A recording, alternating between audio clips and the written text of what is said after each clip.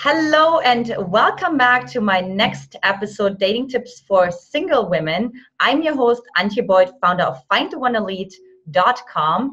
And today I have Susan Winter here with me. Hello, Susan. Welcome. Antia, how are you? I'm so excited you're here with us today. You're such a wealth of knowledge. And for those listeners who don't know who Susan is, let me tell you a little bit about her. Susan, as seen on Oprah, best-selling author, relationship expert Susan Winter, allowing magnificence and older women, younger men, writes, speaks, and coaches on evolutionary forms of loving partnerships and higher thinking. Media credits include The Oprah Show, The Today Show, Good Morning America, ABC, CBS, NBC, Evening News, CNN, BBC, Cosmo, Harper's Bazaar, People, Good Housekeeping, New York Magazine, and on the list goes. In radio, Susan is a frequent guest on NPR, ABC, Playboy Radio, and CBS News Radio. She's also contributing writer for the Huffington Post and the Good Man Project. And there's so much more to share about you, Susan. So with that, I welcome you to the show. Thank you, my dear. I'm so excited, so delighted, and so honored to have you with us today as we talk about the breakup triage, the cure for heartache. Well, right? Breakups are an inevitable part of the dating process, and we've got to get good at it. We can't hide from this. We know that there's a greater likelihood that we will enter something, start it, and it won't work out. That's a greater likelihood than finding your way to the one. But on your route to finding your way to the one, we can be really skilled at knowing how to handle love's loss. And if we don't train ourselves to do that, we are always going to be terrified to love. We're going to be terrified to let go. So we need to learn, right? Absolutely. That's why I love talking about this, because so many women don't take any romantic risks in dating because they're just so afraid of that breakup that could happen. So if we teach you how to frame the breakup, then you can feel more comfortable entering love, right? Because you're not going to be a novice at it. You're going to know what to do, tuck and roll, do what you got to do. Oh, that sounds great, Susan. Let's do it. And I'm curious, like, how did you get into where did the title come to you, the breakup triage, and then how did you get into let's talk about heartache, to get more interested in that? Antia, it came from coaching my girlfriends, not clients, girlfriends on the phone. They were like, he left me, oh my God. And they were just oozing out. It was like emotionally bleeding out. And I felt like every time I got one of those calls, I'm like, oh gosh, I'm on the phone for 3 hours. I know it. Or I'd get two friends back to back, break up in the same day, never leave the couch, on the phone. And it always reminded me, I felt like a field medic running out with my little medical kit behind enemy lines that my friend has had his leg blown off, and I got to tie it and bind it so that they won't die. So I realized that in the first impact of a breakup, and breakup triage is attending to the most dire needs first. So a field medic or an army officer would separate a little gash from somebody that's got a limb that they could lose, and attending to the immediacy of this huge wound. And so when this segment, this is part one of a part two book, this segment is for that first moment you find out, oh my goodness, he's breaking up with me. Oh, this is not a hello text. This is a good morning and I'm done with you text. So it's to address the first couple minutes when you can't think straight. You don't want to believe it. You do believe it. You don't know what to do. It's that desperate grasping for stability. So this is a technique to walk you from one point to the next. And I love that we talk about that, Susan, because breakup is like one of the few times when really our survival comes up.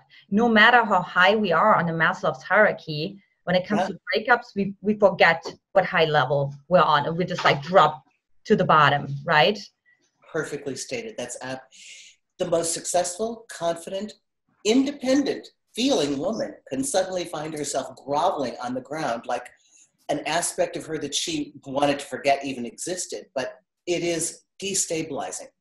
And once you have a plan, you have some comfort. if you are hit with no plan and you don't know how to address the emotions that will be impacting you, it will really take you down. Part of demystifying this process is to actually talk about it and give you a heads up for, you're going to feel this. 1 minute you're going to hate him, okay? And you are going to want to lash out on Facebook. The other minute, you're going to be sobbing because you're going to remember how sweet he was. So you're going to have conflicting emotions where you're wondering, how can I love and hate somebody at the same time? And so if you don't have a forewarning that this is going to happen, you won't know how to deal with it. But identifying it, labeling it, allows us to walk through the experience and not have it be scary. It's like, oh, here I'm going again. I'm in a loop. I'm replaying every wonderful thing he did. I'm rereading every text message, looking at every photo. That's the loop. And we don't want to be in a loop. Right. It's so interesting, right? Like after a breakup, it becomes so one-sided. Everything was positive, and it's like when the person dies and it's like all of a sudden he was only, or she was only an angel. Like there was never bad moments, right? Everything was always great. And it's so interesting how that brain goes there. And instead you're teaching the women to future pace themselves and be, look, it's going to be all over the map. You are very aware of psychology with your degrees. So you know this, but you know that we can tend to idealize a mate. And that's one of the steps that I talk about. We put them on a pedestal, or we take them off even being human. So the extremes we want to catch when we're doing it, just not even to be nice to him, just for our own peace of mind, so we can transit through much more easily. Yes. And you know, one thing I always hear is, you know, of course, so many women say, well, we can stay friends. So what do you tell those women, you know, because in my opinion, it's like, oh, this is going to be really hard. You need to detach first. And so what's your opinion on that?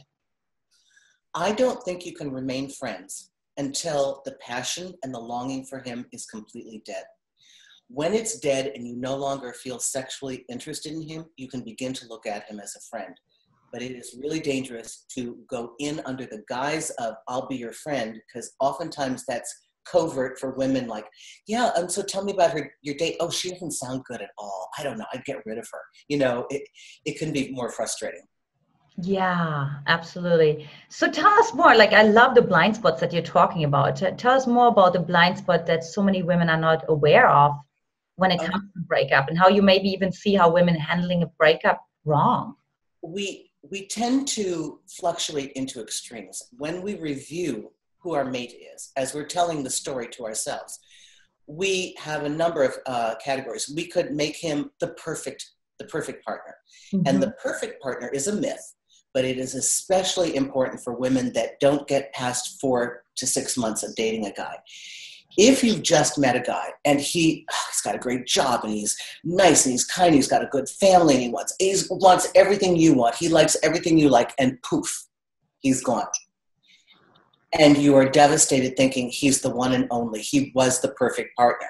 I guarantee you, you put him on that pedestal and you cannot free yourself. The only way he's a perfect partner, you haven't lived with him 12 years. You haven't seen him have diarrhea in the bed. You haven't seen him lose it. You haven't seen him grumpy. You haven't seen him ugly in the morning. You haven't seen it. So he's still perfect. And that's, I think, for most women that are in the dating scene, they're not getting past 6 months. So they're thrown into this perfect partner myth. And you must understand, he has the opposite. You just haven't seen it yet. And you have to really now replay the tape of the things. Did he really seem a little snippy to that waiter? Was he actually kind of condescending of that gay couple? You know, you have to look for what you didn't want to see now to even it out. I promise you, he may have been a great guy, but he's not perfect. Nobody's perfect. So we don't want the perfect partner myth, right? We also don't want what I call the one and only partner myth. I also call it the last bus. So in New York, when the crime was really horrible in the 80s, people had to stay above ground, and you get a taxi. And Antia, I've had a guy grab me from my coat and pull me out of a taxi and throw me on the ground in the 80s. It was that rough a city because you couldn't get a cab. I mean, now it's very refined, right? Yeah. But so I remember waiting for a bus, because subway, you take your life in your hands, right? And everybody be crammed into a bus, and nobody rides the bus anymore, by the way, but they would wait for the bus, and then you see the bus and they're cramming in the stairwell, and I wait and I look, and there's another bus coming that's empty. We always think this partner is the only one who will touch me like that. The only one that I'll ever laugh with. The only one who will understand my quirky sense of humor. We think he's the last bus. And we are so sure that once he's left, there's never going to be another one. And we have to use our positive self-talk and let ourselves know, indeed, he was special, but I believe that that's our baseline. And what I mean by that is, once you have manifested this reality in the physical, it's yours. You keep it. It's not theoretical anymore. You had a great guy. He had a great sense of humor. He understood you. And you know you're not that weird. And somebody does like the movies you like. And they do like the games you like. And it doesn't mean if he goes, there won't be another. It means this is your new normal. And if we can learn to build on that psychological and metaphysical platform, you're going to embrace this a lot better. You get what I'm saying, right? Yeah, totally. It's really like the shift from scarcity. It's a scarcity mindset versus an abundance mindset. Well, it's true though. If you know, it's really hard to create and manifest something you've never seen or experienced. Right. But what you do, and you're like, I had a guy for a month and a half. We had 6 months, or I had a year. We had a good relationship. That means you don't start over from zero. Right. You start from there. And if women can get a hold of that, they won't freak out so much and beat themselves up. They'll understand, oh, a year for me is an easy accomplishment. I've done it in the past. So you're supposed to gain more confidence, right? Right. Yeah. Absolutely. Absolutely. And that's what I tell. I work with some widows too, where I always say, you know what, the good news is you had like a really happy marriage. So this is already energetically anchored in your cells. Absolutely. It's already guiding you, right? I love that. Energetically anchored. We have to keep reminding people of this. You know, Antia, we have new information that we didn't have even 20 years ago. It's in the general consciousness now. And a lot of people are aware of these other elements that are at play. And so when we use our mind combined with this new knowledge, we're going to come out at a lot better understanding wherever we get deposited in life, right?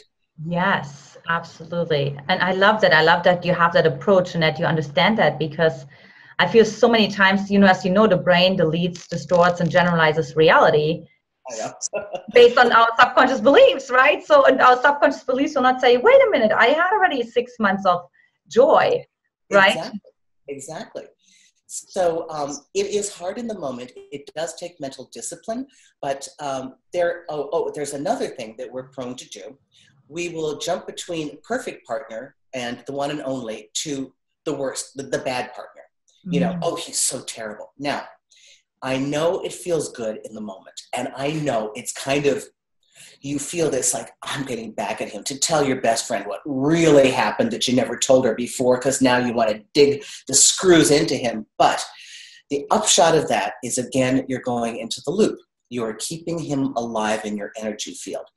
Telling good stories, telling bad stories. It is not helping you in the long run. And while you think it feels good to have all your friends say, oh, God, I'm so sorry. I didn't know he was like that. You're so lucky to be rid of him. That's what we're hoping to get? Oh, yeah. Oh, a woman like you deserves so much better. Oh, he was such a rat. I can't believe that. Oh, that monster. We want that. And at the moment, we think it's going to make us feel good. What actually happens is if you keep doing it, then your friends say to each other when you're out of the room, God, what is wrong with her? I thought she had more confidence than that. Why did she hook up with that guy? So for your own press release, just remember, playing the bad partner too long, get your little ego through a lot of it, but then stop that, because that is not good for you in the long run. Yeah. Ah, I love that. You know, and also, you know what I see so often, Susan, it's actually the inability to be vulnerable. Like they can't really feel into the defeat and into even the shame, possibly.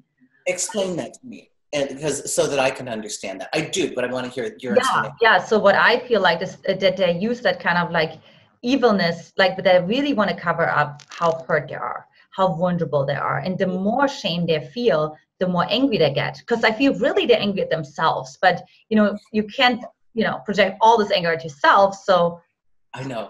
The partner. So I'm curious what your take is on that. That is so brilliant. I remember going through this unbelievable anger with a partner of mine.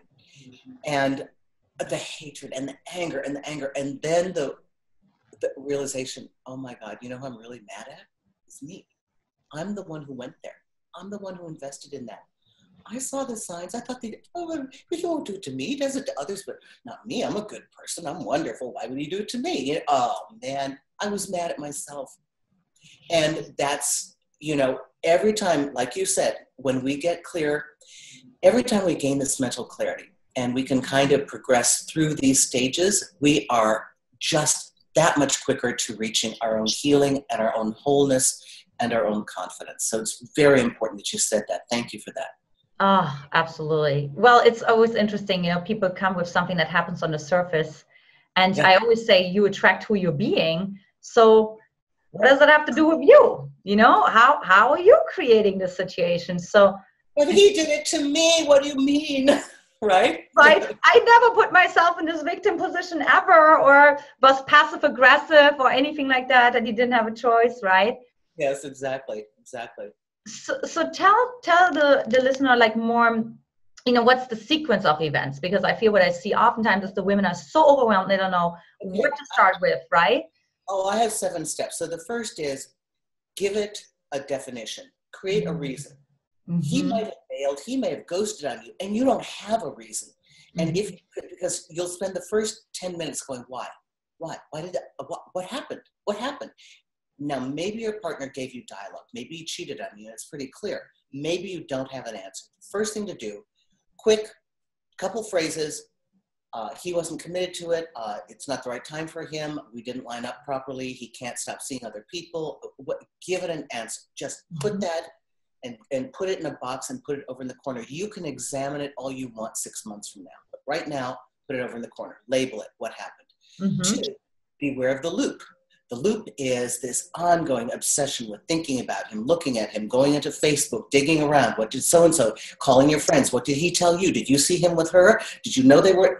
This loop is not going to help you. I know you feel you've got to do your investigative work, but the truth about the loop is it's circular. And the only one who goes in a circle is you, and you never get out of that game. So you've got to get out of the game at some point. Just catch yourself.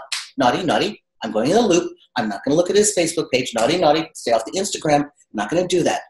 Then you have the several different types. You've got the perfect partner, which we talked about. You've got the one and only partner, which we talked about. You've got the bad partner. And then you have, so I think we've gone to now 5. So another thing you have to realize is this comes a little bit more toward the end. And I want to talk about the dream. It's a Susan thing. And it's my version of it, but people really resonate with what I call the dream. I have realized that a woman cannot fall in love with a man unless he gives her a dream.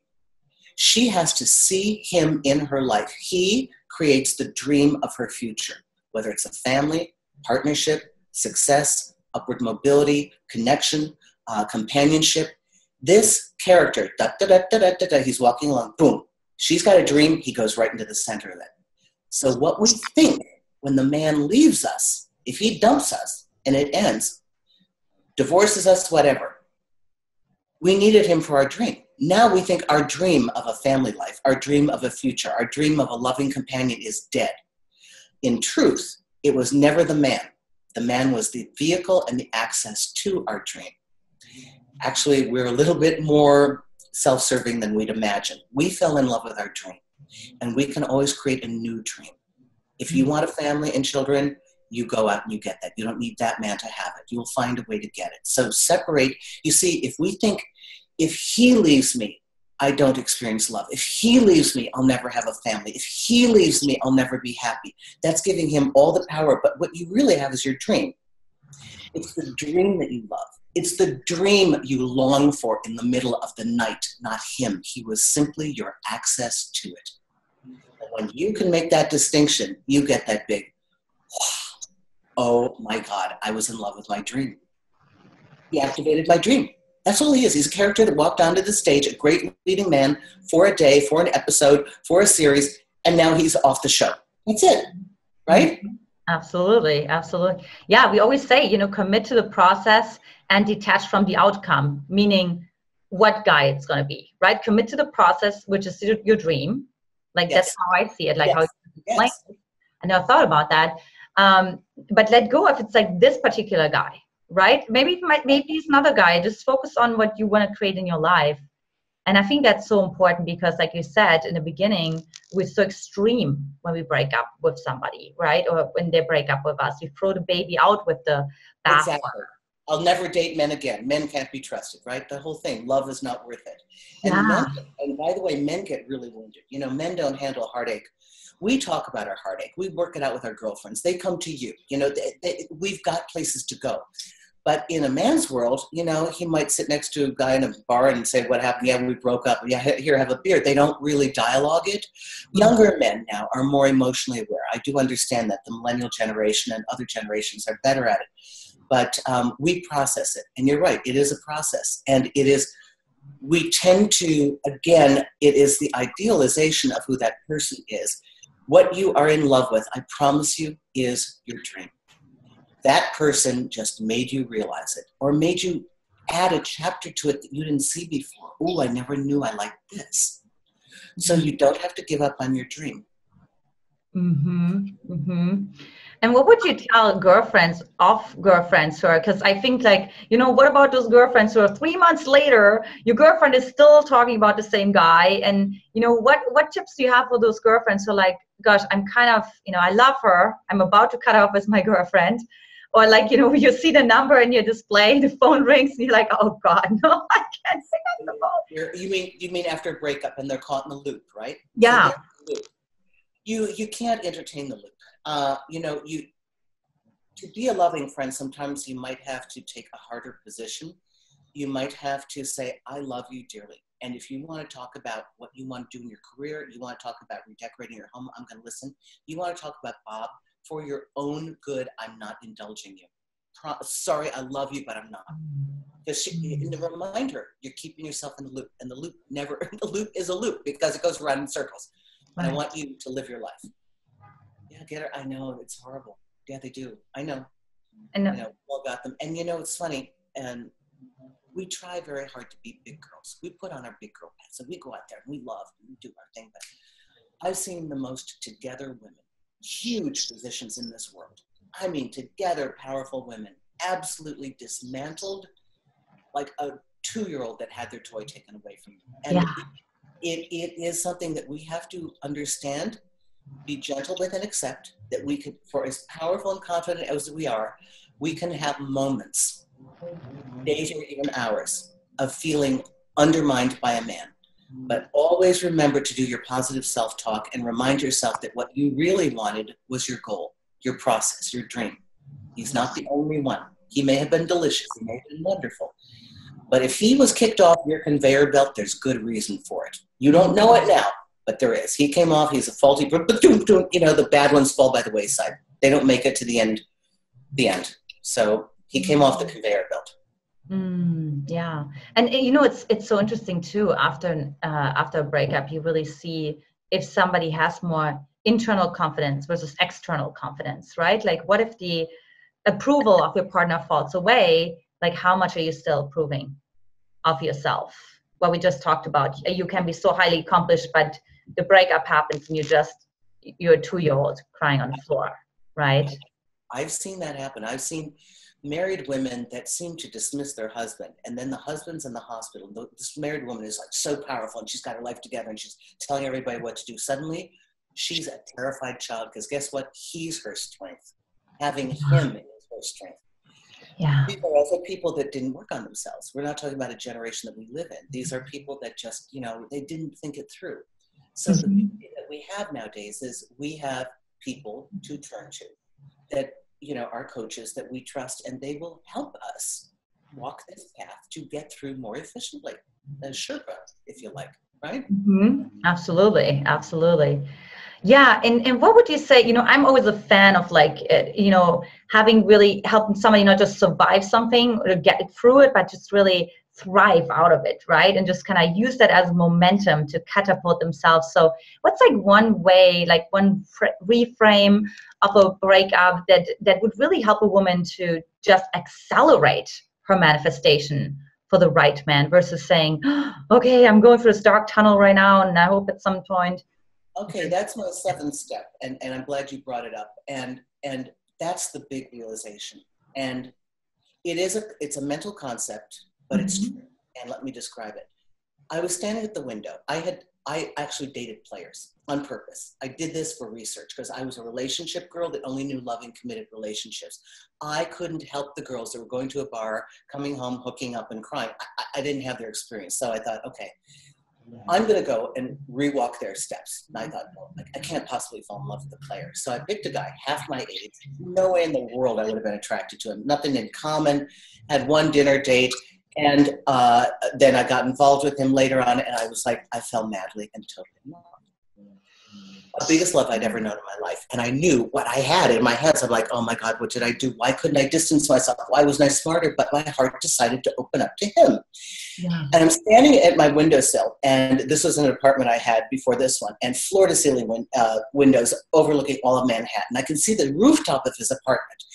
And he's a player, so he does what players do. He's not going to be faithful. He's not going to come over what he says he does. You know what they are. And I'm still there. I can't work my way out of it. And I'm looking at the rooftop of this building. I'm looking at me, and I feel this love. And I'm thinking, why do I feel love? He's there. I'm here. This doesn't make sense. And I went, oh my God, oh my God, oh my God. And then I got it. The love I was feeling, Antia, was my love. The only love I was ever feeling at all, this immense thing that was blowing my mind, was my love. It wasn't his love that he was giving to me. It was my love for him, my love in general, my love pouring out of me. And then I stood back. I got goosebumps all over my body, and I went, oh my God, I own the bank. I own the bank. I was hoping for his little deposit check to make me feel good. Oh, call me, text me, make me feel. And I went, oh my God, it's not even about him. None of it's even about them. Then you peel back the layers. It's like the Wizard of Oz.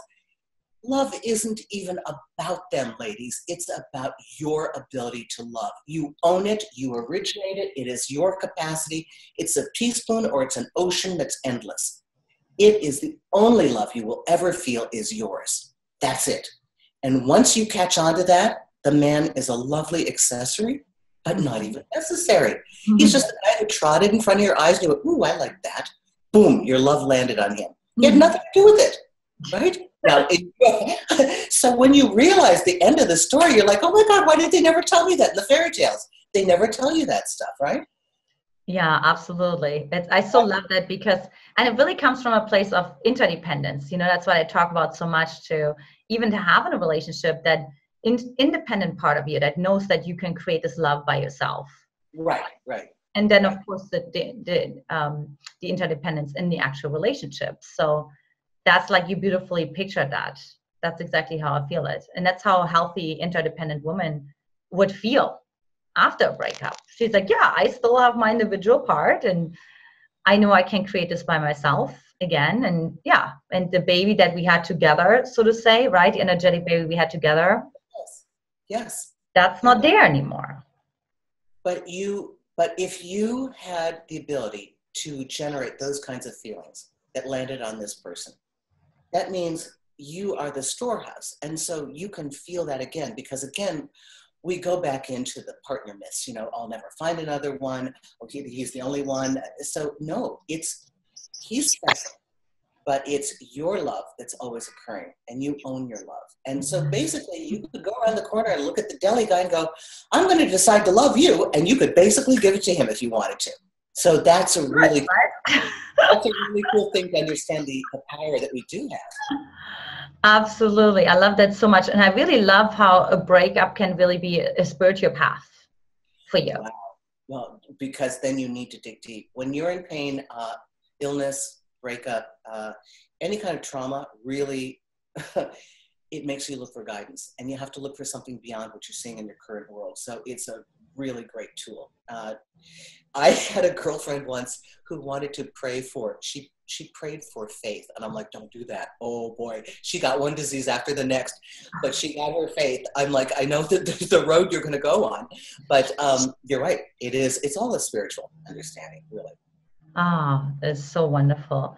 Well, we're coming to the end, Susan. It's been such a joy to hear all this wisdom from you and to just have a whole different take on breakups and going from like resisting that to not inviting it, but like, you know, if it does happen, like to actually lean into it, you know, if something feels uncomfortable, to lean into it and break out of it, like this butterfly, right? Breaks out of the cocoon into something so much more beautiful. Yeah, information is, knowledge, and knowledge will help you get through having a plan. Knowing the markers help you get through this little terrain. It's a rocky little terrain, but now you have some markers and some guideposts, and you know what you're looking at, and it takes the scare away from it. It's like, oh no, what do I do? Now you've got some guidance. Yeah. Yeah. Oh, awesome. So do you have one takeaway tip for those women who have like their ear peeled on the on their iPhone listening to this interview and just like, give me like one nugget that I can take right now because I just broke up with my guy and I'm in this survival, I can't get out of the loop or whatever it is, just something they can take right now. Okay. No matter what it looks like, you're a plus one. Plus one. Plus one time you loved, plus one time that you merged, plus one time you got off the bleachers and got into the game. And that's courage and that's power. Don't ever, ever let anybody tell you the fact that you allowed yourself to love makes you weak or foolish or vulnerable. It is the most powerful thing, the force in the world, love. And you did it. And you're a plus one. You got kicked off the conveyor belt. You'll find out why later.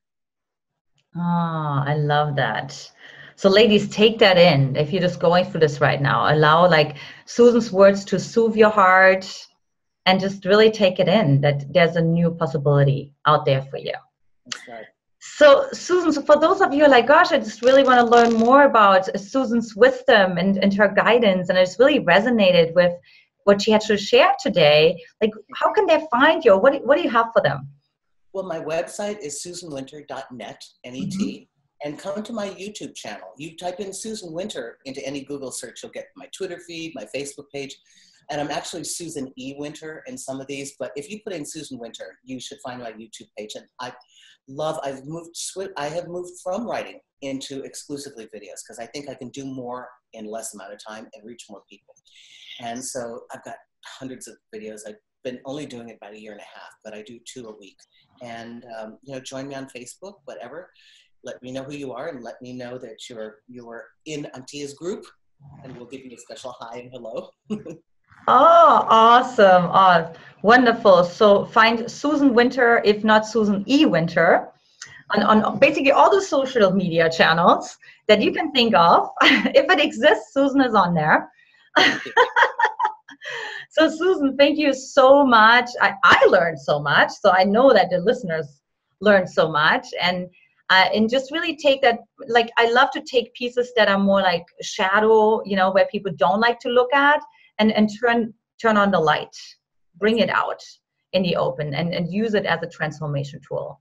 So thank you. You have a wealth of information to share, psychological and quite deep actually, and spiritual. So you've got the complete package for instruction. I'm really happy that your fans have found their way to you. Thank you. Thank you, Susan. Oh, I received that.